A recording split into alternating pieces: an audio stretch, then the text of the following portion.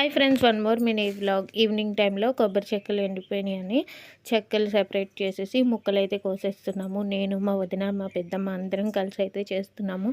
ఒక్కరిద్దరి వల్ల అన్ని చెక్కలు తీయాలంటే అవ్వదు కదా, ఇంకా నలుగురం కలిసి తొందరగా అయితే తీసేసాము. వరినొక్క కోసం బియ్యం కడిగి పెట్టాను కదా, మిక్సీలో వేసేసి రవ్వ కింద అయితే ఆడేసాను. కొబ్బరి ముక్కలేమో ఫ్యాన్ గాలికి వేస్తే జిగురు రాకుండా ఉంటాయని ఇలా ఆరబెట్టి ఫ్యాన్ గాలిలో పెట్టేశాము. ఇంకా గాలి ఉరుములతో పెద్ద వర్షం అయితే పడుతుంది.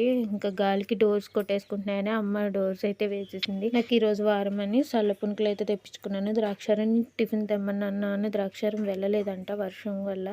ఇంకా ఊర్లో సల్ల పునుకులు ఉంటే అవి తెప్పించుకుని అయితే టిఫిన్ కంప్లీట్ చేసేసి ముందుగా మిక్సీ పట్టుకున్న రవ్వని ఒకసారి జల్లించేసుకుంటున్నాను. ఇలా జల్లించుకుంటే ఉప్మా ముద్దలా రాకుండా పొడి పొడిగా వస్తుంది. ఈ బియ్య పిండిని కూడా గోధుమ పిండి అట్లలోని అలానే ముగ్గు పిండిలో కూడా కలుపుకోవచ్చు. ఈ వీడియో నచ్చినట్లయితే ఒక లైక్ చేయండి. Thank you.